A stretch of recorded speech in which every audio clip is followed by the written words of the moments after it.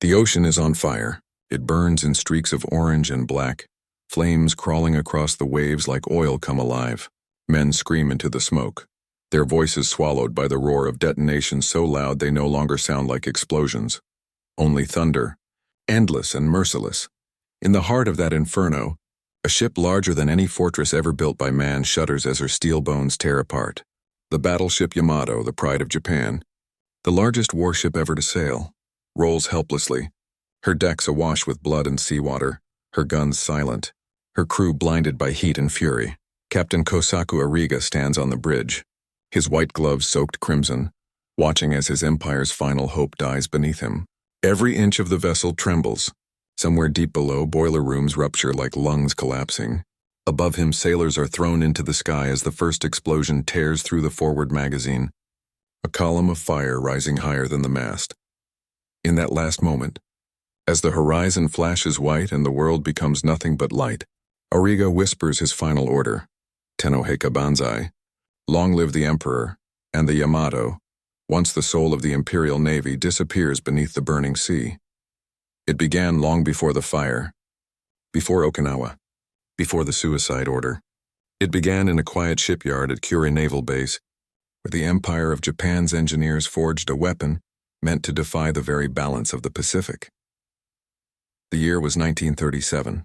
Japan's war machine was still drunk on its victories in China, and the Navy sought a symbol, a god of steel that could crush the American fleet before it ever reached Japanese shores. They called the project A-140F6. To the outside world it was invisible. Even within the Navy, it was whispered only in coded memorandums. The hull was longer than the Titanic, broader than any ship afloat. Its armor could shrug off shells that would rip other battleships in half. Its guns, 3 massive turrets each mounting 18.1-inch cannons, were the largest ever built. Each shell weighed nearly a ton, capable of striking targets 25 miles away. When she was completed, she was christened Yamato, named after the ancient province that once symbolized the heart of Japan itself. Under the dry dock lights, her gray hull gleamed like the side of a mountain. Tens of thousands of workers stood in silence as she slid into the Seto Inland Sea on August 8, 1940, shrouded under military secrecy so thick that even her own crew were forbidden to speak her name outside the base. To the men who served her, she was more than a ship. She was divinity forged from metal, the empire itself afloat. Inside her hull, corridors ran endlessly, lined with pipes that steamed with heat. Machinery thundered below decks, shaking the floor plates. The young men who joined her crew, farmers' sons, students, mechanics, spoke of walking through her for the first time and feeling lost inside her vastness. There were 2,500 men aboard when she sailed, and each believed he had been chosen for something greater than life. They called her Mother Yamato. Among them was Seaman First Class Shoji Kuroda, a 19-year-old gunner from Kyushu. In his diary, recovered decades later, he wrote, "When I first touched her hull, I thought of the mountains of home. I thought nothing could ever sink her. We were part of something eternal." For 2 years, she lay in secret, testing her engines and guns. When war erupted in 1941, the Americans never knew she existed. It wasn't until midway in June 1942 that the Yamato left the inland sea to become flagship of the combined fleet. She carried Admiral Isoroku Yamamoto, the man who had planned Pearl Harbor. From her bridge, Yamamoto directed the vast operations of the Imperial Navy, believing the Yamato's invincibility would protect the Empire's dream of a Pacific free from Western powers. But even as she sailed, the age of battleships was already dying. Above the clouds, unseen by the admirals of Tokyo, the next god of war had taken flight, the aircraft carrier. By 1943, the tide of the war had shifted. The Yamato, massive and majestic, spent months anchored in Truk Lagoon, her great guns silent while smaller ships around her burned and sank under American air raids. Her crew trained endlessly, gun drills, torpedo evasion, damage control, but morale was decaying. Rumors spread through the decks that the Emperor no longer believed in battleships. One engineer wrote, "We are a shrine too big to move, too proud to fight and too slow to escape." Fuel shortages kept her trapped in harbor, while American fleets swept the Pacific. When she finally left Truk in early 1944, It was not for glory but retreat. Her sister ship, Musashi, was bombed and sunk during the Battle of Leyte Gulf, taking over 1,000 men with her. Survivors who reached Japan said the sea had boiled from the bombs, that even the Yamato's armor would not survive what was coming. Still, the high command clung to faith. They believed a final battle near Japan would turn the tide, a sacred last stand that would redeem the empire's honor. That plan was called Operation Tengo, and the Yamato would lead it. On April 5, 1945, orders came to the ship anchored at Tokuyama. Captain Kosaku Ariga, a man known for his discipline and calm, assembled his officers in the wardroom. They expected a defensive patrol, perhaps escort duty. Instead, Ariga read the dispatch aloud. The Yamato will proceed to Okinawa. She will beach herself and fight as a stationary fortress until destroyed. Silence. The men looked at one another, uncomprehending. A lieutenant finally spoke. "Captain, do we have air cover?" Ariga's expression didn't change. "None, we have fuel for one-way travel only." It was not a mission. It was a death sentence. The crew was told their sacrifice would protect the homeland. Some cheered, others wept quietly. In the lower decks, Kuroda wrote in his diary, "I have no fear, only sadness. I want to see my mother's face again." By the next morning, the harbor was alive with movement. Fuel drums rolled down the pier, ammunition hoisted by cranes, sailors working wordlessly. Above them, cherry blossoms drifted in the wind, a cruel, perfect contrast to what awaited them. Captain Ariga walked the deck, inspecting his men. His voice remained steady. "Do your duty. Die bravely." The crew bowed deeply as he passed. Some whispered prayers. Others gripped Lucky Charms or photographs of their families. At dawn on April 6, 1945, the Yamato raised anchor. Her engines thundered, shaking the bay as she began her final voyage. As she cleared the straits, every shipyard worker stopped to salute. Steam hissed from her funnels like breath from a dragon's nostrils. The sound rolled across the hills of Japan, an iron farewell. The monster was awake. Far to the south, American scouts had already seen her. Radar operators aboard the carrier USS Essex picked up a massive contact moving south at 22 knots. They knew instantly what it was. Only one ship on Earth could throw a shadow that large. Within hours, Task Force 58, commanded by Vice Admiral Mark Mitcher, was mobilized. Hundreds of aircraft, Helldivers, Avengers, and Corsairs, armed with armor-piercing bombs and torpedoes, began fueling on carrier decks under the pale light of morning. The hunters had found their prey. Back aboard the Yamato, the sea stretched endless and blue. The ship's massive guns sat ready, their barrels gleaming in the sunlight. Sailors cleaned the decks as if preparing for parade. In the wardroom, Ariga poured himself a cup of green tea. His executive officer, Commander Nomura, stood beside him. "Do you think they know?" Nomura asked quietly. Ariga stared out the porthole. "They will know soon enough." Outside, the wind carried the faint smell of rain and oil. Somewhere in the distance, unseen above the clouds, American aircraft had already begun to form their attack groups. The sea was calm. Too calm. And in that eerie stillness, the Yamato sailed straight into her destiny. The morning of April 7, 1945 began quiet. The sea lay calm, almost gentle, a thin mist stretching across the waves like a silk veil. To the men aboard Yamato, it felt unreal, too beautiful for war, too still for death. Dawn light touched her guns, her gray hull glistening with dew. Below decks, engineers checked boilers and turbines. In the mess, rice and miso soup were served in metal bowls. The men spoke softly, avoiding the word they all carried in their hearts. One way. Captain Ariga stood on the bridge, binoculars raised toward the horizon. His face betrayed nothing. Around him, his officers whispered updates. The Yamato's escort group, a light cruiser, Yahagi and 8 destroyers, sailed in formation, their wakes slicing clean lines across the glassy sea. In the chart room, Lieutenant Commander Hideo Okita, the ship's navigation officer, drew the route south toward Okinawa. But both men knew they would never reach it. At 0745, radio interceptors aboard Yamato caught fragments of English transmissions, American pilots reporting weather, headings, altitude. They were close, 200 miles away above thickening cloud cover. The air thundered. From the decks of USS Bunker Hill, USS Essex, and USS Bennington, wave after wave of aircraft launched into the morning sky. Avengers, Helldivers, and Hellcats, 386 aircraft in total, rose like a swarm of hornets, sunlight glinting off their canopies. The first wave carried bombs, the second torpedoes. Every pilot knew the name of their target, Yamato. One radio log from Lieutenant Gerald "Jerry" Baxter, flying an Avenger torpedo bomber, recorded, "Target identified, largest vessel in existence." Orders are simple. Sinker. As they flew south, the air filled with the hum of engines. Below, through the gaps in clouds, the dark line of Yamato moved steadily through the waves. At 10 hours, a scout plane sighted her. The message reached Task Force 58 immediately. Enemy battleship and escort sighted, position 30° ON, 128° E, course 180. The carriers turned into the wind. The second strike group launched. The sky trembled with engines. Back aboard Yamato, the radar officer shouted through the static, "Multiple contacts, bearing north."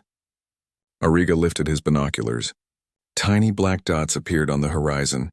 Within minutes, the dots became wings. He turned to his crew. "All stations, battle readiness." Klaxons screamed. Sirens howled across the decks.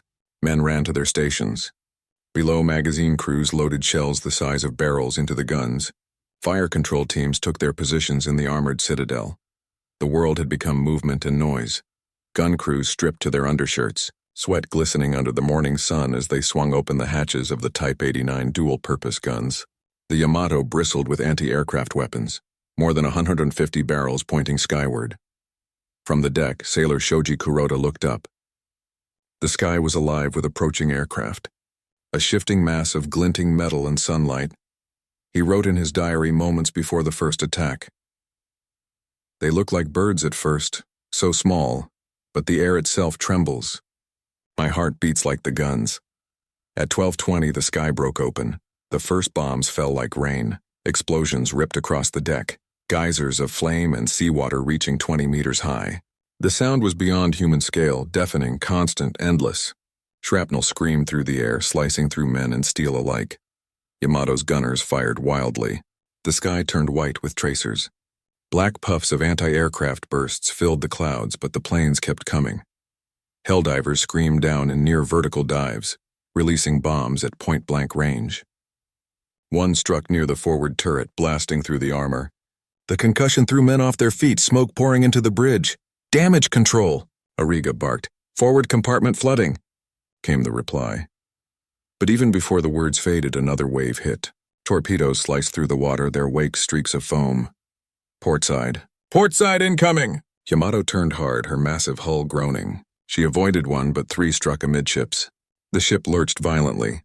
Inside, entire compartments flooded instantly. Men screamed in the dark. From above, Lieutenant Baxter banked his Avenger and saw the hit. "Direct, she's rolling." Smoke curled upward from the wounded giant. Yet to the Americans' astonishment, she didn't stop. The Yamato still moved, her guns still firing, her hull refusing to die. At 12:40, she launched a full broadside at the sky, her 18-inch guns firing high-explosive shells in desperation.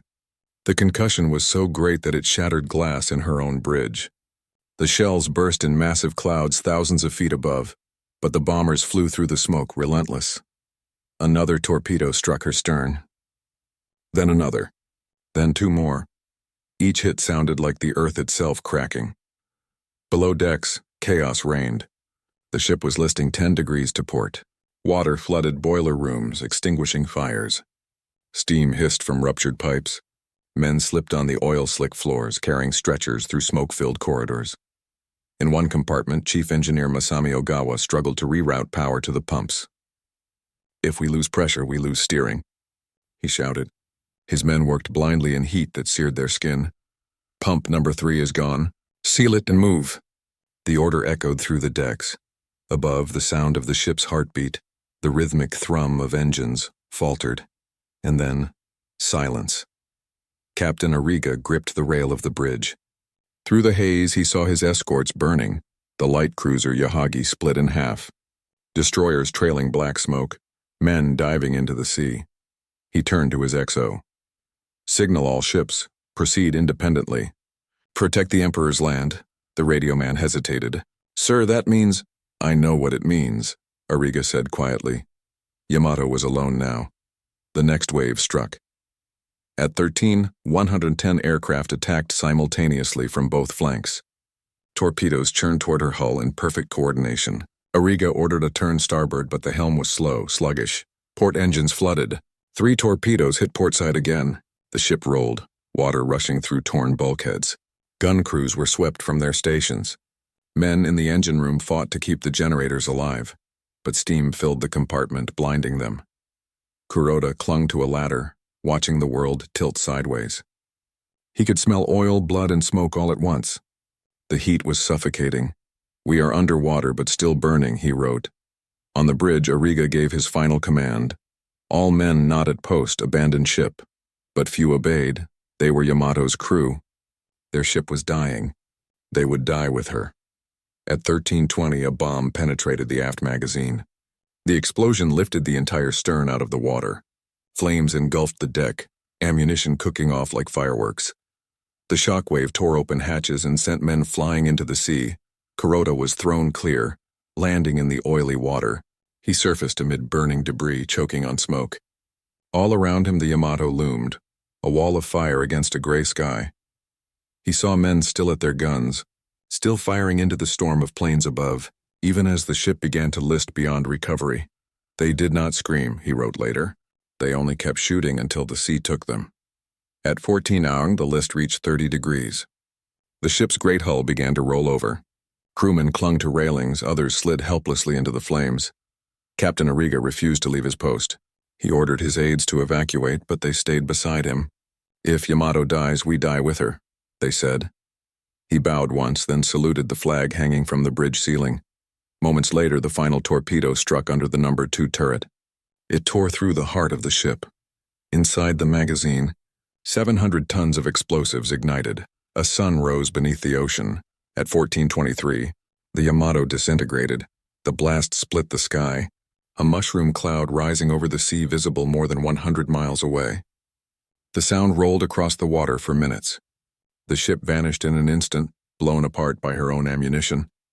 The sea that had been blue turned black with oil and fire. Bodies and debris rained for miles. Men who had been swimming were vaporized by the shockwave. Kuroda, floating far from the center, felt the wave hit him like a hammer. When he regained consciousness, the Yamato was gone. Only burning wreckage remained. Out of her crew of 2,500, only 269 survived.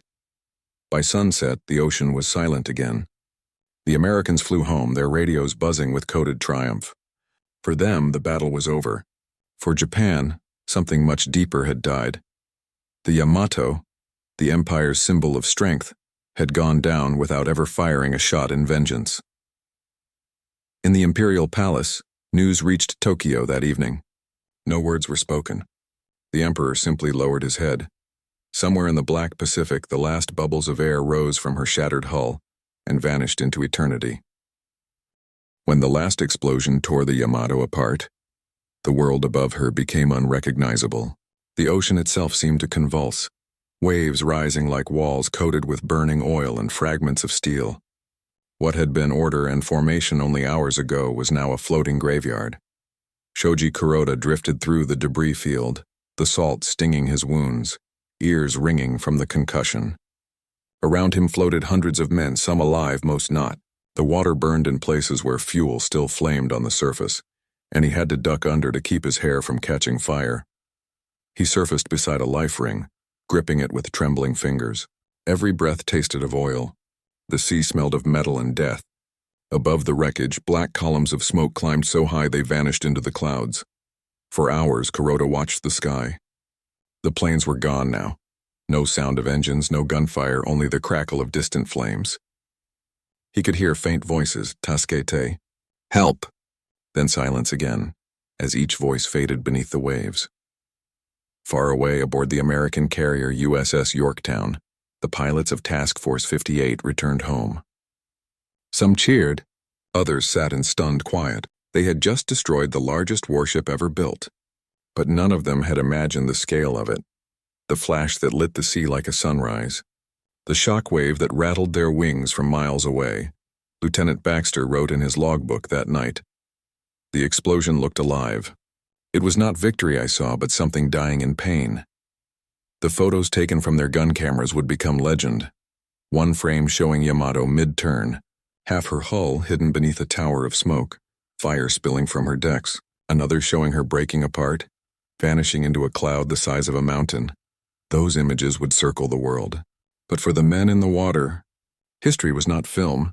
It was endless minutes of heat, fear, and waiting for rescue that might never come. The destroyer Yukikaze, somehow still afloat, turned back through the flames. Her crew tossed lines into the burning sea, pulling survivors aboard.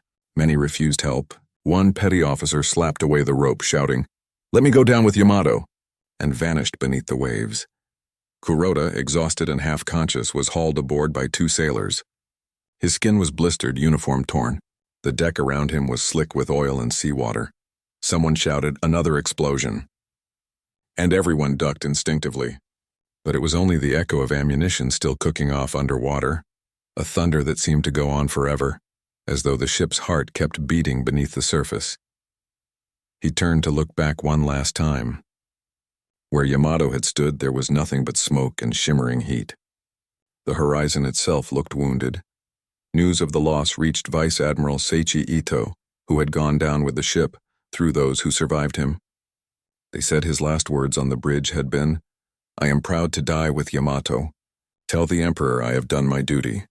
Captain Ariga's body was never found. Survivors said they saw him standing near the bridge rail even as the flames rose around him, saluting as the ship rolled over. Of the 2,500 aboard, only 269 lived. Most were rescued by destroyers, some by pure chance, floating among wreckage for hours before being found. The rest became one with the sea. That night, the survivors huddled on the decks of their rescuers, wrapped in blankets, silent. The ocean still glowed faintly from scattered fires. The air smelled of fuel and death. Kuroda sat staring at the horizon, the reflection of flames flickering in his eyes. A medic approached and handed him water. "You're lucky to be alive," the man said. Kuroda didn't answer. He whispered instead, "She was alive too." In the distance, a low boom rolled across the sea. Perhaps thunder, perhaps one last breath from the dying giant. The medic looked up uneasily. "What was that?" "Yamato," Kuroda said simply. "She doesn't want to rest." In Tokyo, the news was kept secret for days. The Navy could not admit that its greatest ship, the invincible symbol of Japan's might, had been destroyed in a single afternoon. Official bulletins spoke only of heavy losses near Okinawa, but word spread quickly among sailors' families. Wives and mothers crowded naval offices, demanding answers. In the home of Captain Ariga's wife, Aki Ariga, the telegram arrived at dusk. It bore only 12 words. "Your husband died honorably in combat south of Kyushu. Long live the Emperor." She folded the message quietly and placed it on the family altar beside a photograph of her husband in his dress uniform. She lit incense, bowed, and whispered, "You kept your promise." Outside, air raid sirens wailed over Tokyo. The city burned again that night. For the men who survived, the memory never left. Kuroda was sent to a hospital in Kagoshima, his body covered in burns. At night, he woke screaming, convinced he was still drowning. When the war ended months later, he returned home to his village in Kyushu to find his house gone and his parents dead. He spent his life in silence, working the docks. On anniversaries of the battle, he would go to the sea and toss flowers into the waves.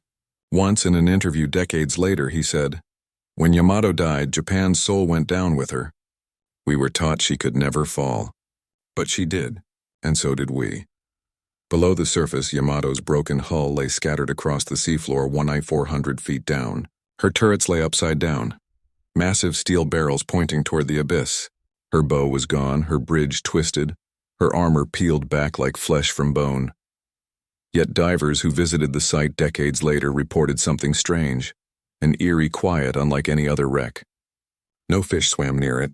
Even sonar returned distorted echoes, as if the ocean refused to let the sound escape.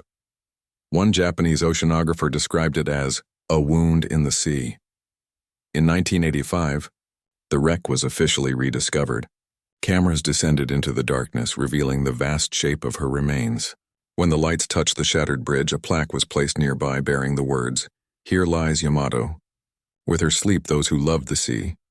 The footage aired on Japanese television. Millions watched in silence as the image of the ship's ruins filled the screen. Elderly men wept openly. In schools, children stood for a moment of silence. For a nation that had buried so much, the sight of Yamato's bones beneath the water was both pain and closure. Still, the legend persisted, that in her final seconds, as the flames consumed her, Yamato fired one last salvo at the sky. A defiant shot that no one ever saw land. Perhaps it never happened. Perhaps it did. But in that story, Japan found something more than loss. It found memory, a symbol of pride turned into tragedy, of honor bound to futility. And somewhere deep under the gray waters of the East China Sea, the steel giant still rests. The currents whisper through her open hatches, echoing down the empty corridors where men once laughed and prayed. Sometimes, divers say you can still hear it. 4 deep groans every few minutes. Like a heartbeat, they call it the pulse of Yamato. When the last fires of Yamato faded beneath the clouds of black smoke, the Pacific lay strangely still. No cheers rose from the sky, no signal flares or horns, only a silence that spread outward, reaching the shores of Japan long before the news ever did. It was the silence of something greater than a ship dying. It was an empire collapsing in slow motion. In the weeks that followed, the currents carried wreckage north. Planks, lifebelts, fragments of armor, a torn section of flag. Fishermen along the Kyushu coast pulled them from their nets in disbelief. They recognized the red-painted kanji on the steel, Yamato. They did not speak of it. They simply lowered their heads, tied the fragments to stones, and returned them to the sea. For centuries, the word Yamato had meant Japan itself, the poetic name of the nation's heart, the symbol of its unbroken spirit. And now it lay scattered on the seafloor, twisted into ghosts of metal. In Tokyo, the news filtered through military sensors like smoke through broken glass. At first, only whispers among officers, "The ship is gone." Then quietly, confirmation from naval intelligence, no radio contact, no survivors' signals, nothing but American broadcasts claiming victory. Admiral Toyota sat alone in his office at the Navy Ministry when the final coded report arrived. It was short, almost emotionless. Battleship Yamato, flagship of Combined Fleet, sunk south of Kyushu at 14:23 hours, 7th April. All hands presumed lost. He read it twice, folded it neatly, and placed it beneath a small bronze statue of a chrysanthemum. Outside his window, the city was already in ruin. Half its wards burned from the firebombing raids of March. He whispered to no one, "The soul of Japan has gone to the bottom." That night, as the air raid sirens wailed again over Tokyo, Toyota did not go to the shelters. He remained at his desk until dawn, listening to the rumble of distant bombs, imagining the sound as Yamato's engines echoing far below the waves. Across Japan, trains carried telegrams to families whose sons had served aboard the ship. Each slip of paper bore the same cold phrase, "Killed in action south of Kyushu." No details, no remains. In a fishing village near Hiroshima, Shoji Kuroda's mother received hers on a rainy afternoon. She read the line once, nodded slowly, and folded it with trembling hands. She placed it beside the photograph of her boy in uniform, his cap slightly too large for his head. Then she turned the picture face down. Later that evening, she walked to the shore. The tide was low, the sand strewn with shells. She knelt and whispered, "You are home now." Behind her, the wind carried the faint rumble of distant planes, the sound of a nation still being unmade. In the imperial palace, the loss was spoken of only in whispers. Emperor Hirohito, informed by his naval aide, said nothing for several minutes. Then in a quiet voice he asked, "Did they die bravely?" "Yes, Your Majesty. All reports say so." The emperor lowered his eyes. "Then we must remember them as gods." Outside, spring sunlight fell across the palace gardens, indifferent to history. By late April, the war had turned catastrophic. American forces had landed on Okinawa, only a few hundred miles from Japan's mainland. Every day, waves of B-29 super fortresses roared over the cities, dropping oceans of fire. The Imperial Navy was gone. The Air Force barely existed. Only the ghosts of steel still stood beneath the water. For the people, the world had shrunk to survival. Food vanished. Cities starved. Mothers traded heirlooms for rice. Children dug shelters in the hills, their small hands blistered and raw. And in every home, on every radio that still worked, one name whispered through static: Yamato. Not the ship, but what she had meant. The myth became comfort. The illusion that somewhere out there the great ship still sailed, protecting them from defeat. In the ruins of Tokyo University, a professor of literature named Kenji Matsuda gathered his students among the ashes. "The Yamato is our mirror," he told them. "She was beautiful and doomed, like our own idea of Japan. We built her too heavy with pride." His students listened in silence, the wind carrying soot through broken windows. One of them, a young poet named Haruko Nakamura, wrote in her notebook that night, "The sea took our monument and left us only reflection. We see ourselves in the waves, and we do not recognize the face." For the surviving sailors, the weeks after the battle were worse than the sea itself. Many were ordered to silence. They could not speak of what had happened. They were hidden in hospitals, registered under false names. The government feared their testimonies would shatter what little morale remained. Kuroda, burned and hollow-eyed, spent months recovering in Kagoshima. When he was finally released, the war was almost over. American planes thundered overhead every day, their contrails scratching white scars across the sky. He walked through the ruins of the city, watching the people bow as sirens wailed, and thought, "We built ships to reach eternity, and now we hide underground." He found work unloading cargo for the Navy, scraps of machinery, bags of rice, barrels of fuel. One evening, as he carried a crate past the harbor, he saw the horizon glowing red from yet another raid. For a moment, the reflection on the water looked like fire rising from the sea again.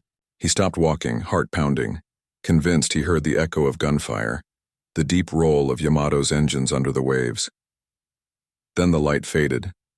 Only silence remained. The summer of 1945 arrived heavy and hot. In July, the Allies issued the Potsdam Declaration: unconditional surrender or utter destruction. Japan refused. The government still believed in a miracle, that the Americans would invade and be repelled, that the Emperor's divine spirit would protect the homeland. But there were no fleets left, no armies that could move. In secret meetings, old admirals spoke of Yamato's loss as if it had broken the spell. Admiral Onoichiro, one of the few survivors of the combined fleet staff, wrote, "After the great ship sank, our sailors lost their shadow.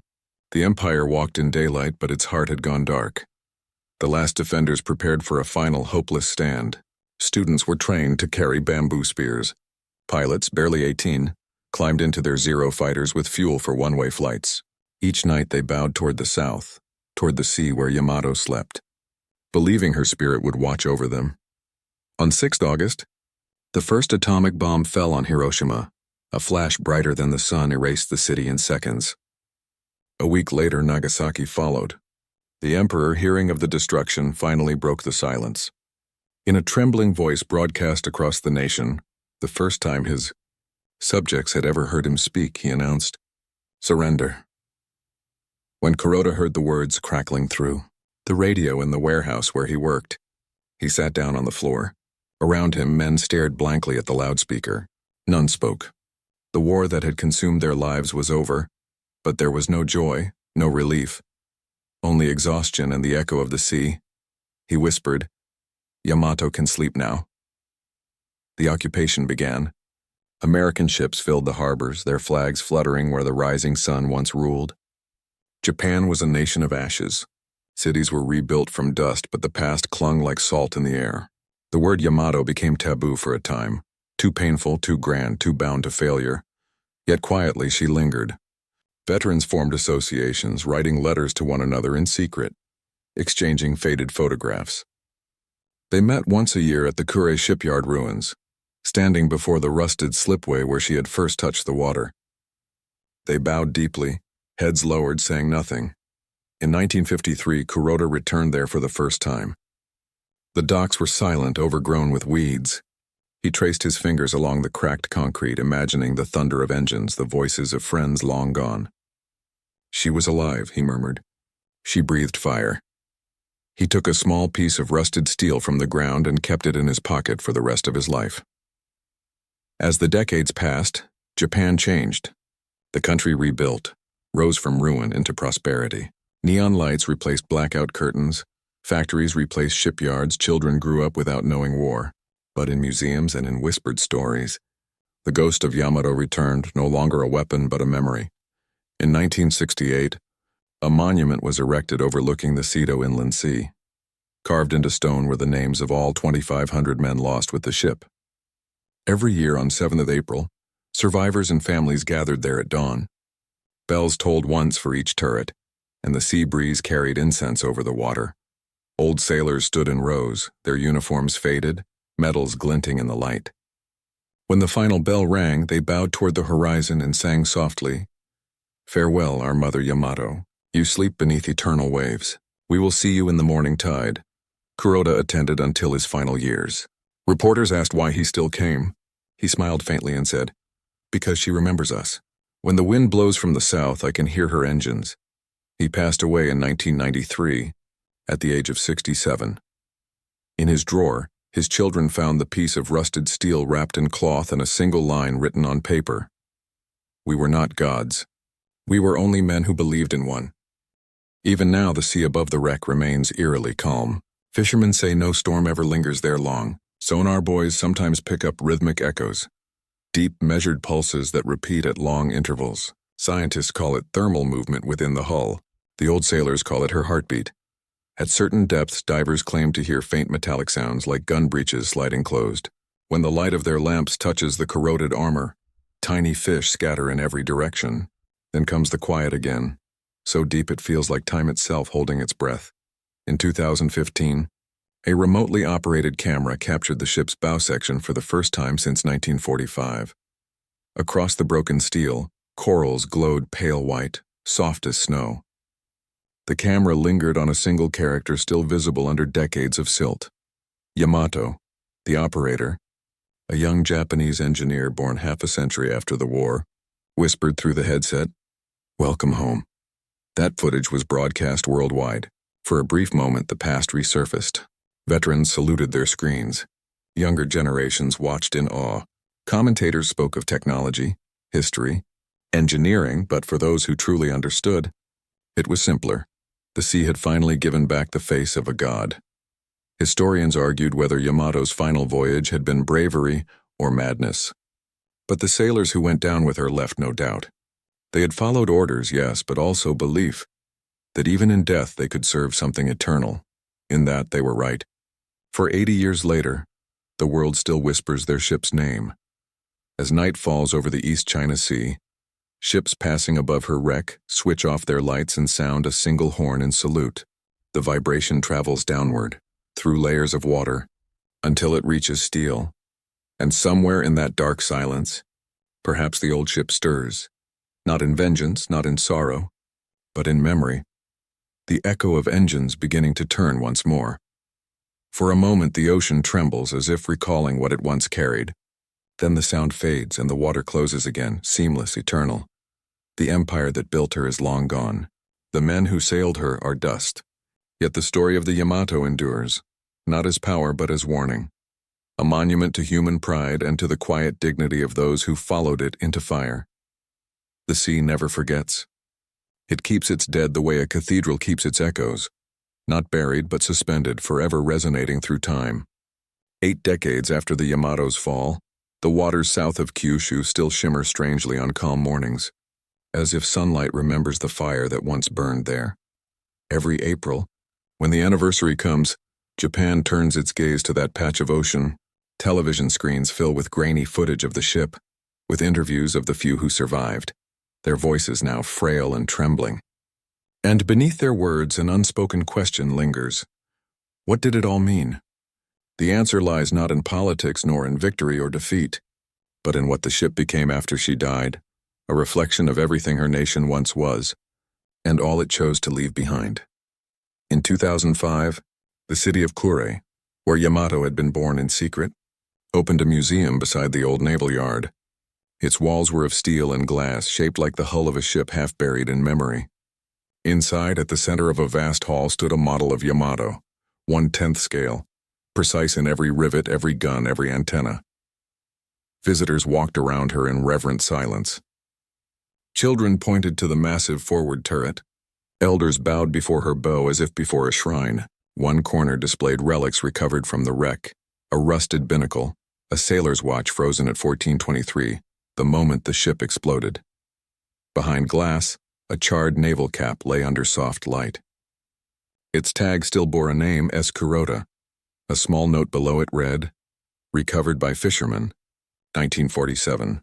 Donated by surviving family." A single line of handwriting beneath the display. His own. From the diary he had written aboard ship read, "When I first touched her hull, I thought nothing could ever sink her. Visitors often linger there longest. Some say the air feels heavier, as if the steel itself still carries the weight of 2,500 souls." Outside, the museum overlooks the calm Seto Inland Sea. Tourists take photographs against the horizon, where cranes and merchant ships now replace battleships. Yet for those who pause long enough, the wind still carries the deep, slow rhythm of something vast moving far below. The curators never mention it in brochures, but locals know the legend. On clear nights, if you stand on the pier and listen closely, you can hear distant booms rolling across the water, 4 at a time, the echo of Yamato's guns. Old fishermen call it the sea remembering its promise. In 2016, a deep-sea expedition funded by Japanese and American Marine Institutes sent new submersibles to document the wreck. They descended through 400 meters of blackness until the floodlights pierced the silt. And there she was. Even broken, even scattered, the wreck still carried a strange majesty. Her forward turret lay upside down, barrels pointing like fingers into the dark. Her bridge was gone, her hull cleaved open like a wound, but her anchor chains were still coiled, her deck guns still recognizable. The cameras swept across the shattered armor. Schools of fish drifted through open hatches. In the silence, the researchers could almost hear the creak of cooling metal, the ghostly rhythm of engines that would never start again. As the submersible hovered above the stern, its pilot whispered over the intercom, "It's like she's sleeping." Another voice answered softly, "No, she's waiting." They turned their lights upward. There, etched faintly into the corroded steel, the imperial chrysanthemum crest was still visible, faded but unmistakable. The camera lingered as if afraid to look away. When the footage aired weeks later, millions watched around the world. For Japan, it was more than archaeology. It was communion. Newspapers printed full spreads titled, "The Return of Yamato." Veterans visited shrines with tears in their eyes.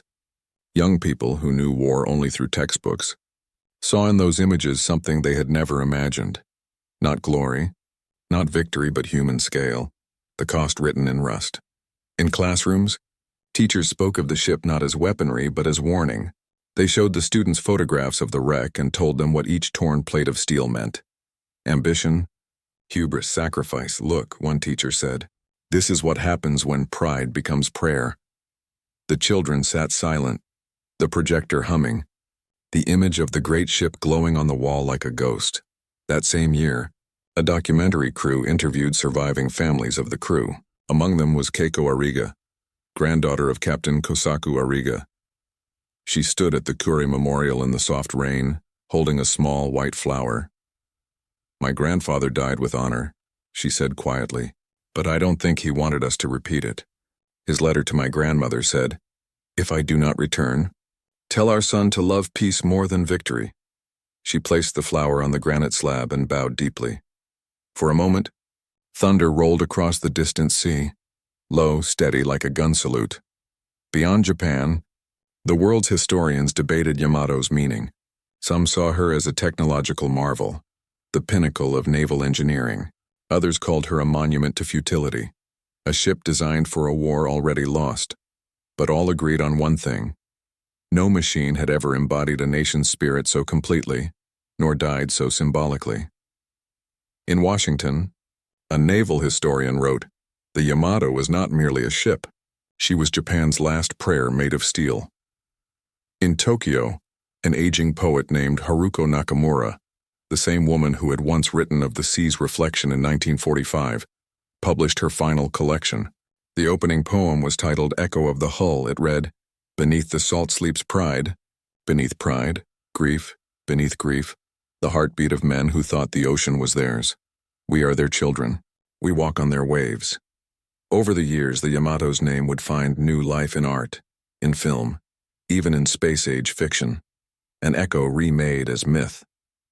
Each retelling softened the tragedy, transforming defeat into endurance, destruction into rebirth, but for the few who still carried the truth in their bones, the legend remained sacred. At the annual remembrance in 2023, only 6 actual survivors were still alive. They sat in wheelchairs before the sea at dawn, wrapped in navy blankets. When the bell tolled, each raised a trembling hand in salute. One of them, eyes closed, whispered, "She's here." And as if in answer, the wind shifted. The waves rose slightly, curling toward the shore before calming again. That same night, far offshore, a freighter passing over the coordinates of the wreck recorded a strange acoustic phenomenon. Its sonar operator logged a deep rhythmic pulse, 4 beats, then a pause, repeating every few minutes. The captain dismissed it as echo interference. Yet when the audio was replayed later, the pattern formed a haunting rhythm almost like the cadence of an old ship's engines. The file was labeled Unexplained. South Kyushu Sector. It was never publicly released. The ocean is vast, but memory is deeper. Somewhere far below the waves, time moves differently. Light fades, pressure thickens, and even decay becomes slow, patient. Down there, the Yamato still rests, not as ruin, but as monument. Her guns are silent, but the sea still hums through their barrels. Coral grows across her decks like frost, sealing each scar, each wound in living stone. On clear days, the sun pierces all the way down, just enough for a single beam to reach her. It touches the rusted hull, glimmers across the chrysanthemum crest, and fades again, as if the world above were saying good morning to the dead. In Tokyo Bay stands a smaller memorial, almost hidden from tourists, a plaque of black granite engraved with 2,500 names. No grand statue, no parade, just words. Above them, an inscription reads, "Here we remember those who sailed beyond return. They taught us that even steel can weep." Every April, children from nearby schools visit the site. They lay origami cranes folded from silver paper to mimic the glint of the sea. Some draw the shape of a battleship in their notebooks. Others simply stand quietly, unsure why their hearts feel heavy. An old teacher tells them, "Listen to the wind." That's her song. And so the song endures.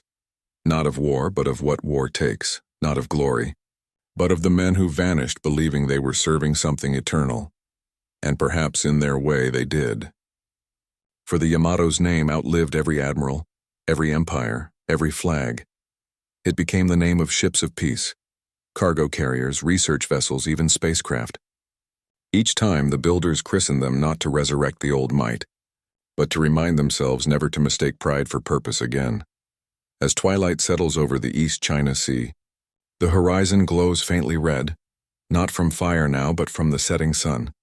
The waves are calm, the sky endless. Beneath them, the steel giant dreams. If you could dive deep enough, you might still see her silhouette resting among the silt, a shadow larger than life itself. Perhaps her captain still stands upon the bridge in memory, hand raised to the horizon that never ends. And if you listen, truly listen, through the hush of water and the heartbeat of the earth, you might hear a voice carried through time, faint, proud, unbroken, Tenoheka Banzai. Then silence again. The sea closes, eternal and unjudging. The last ship of the old world sleeps, and with her, the age of gods made of steel.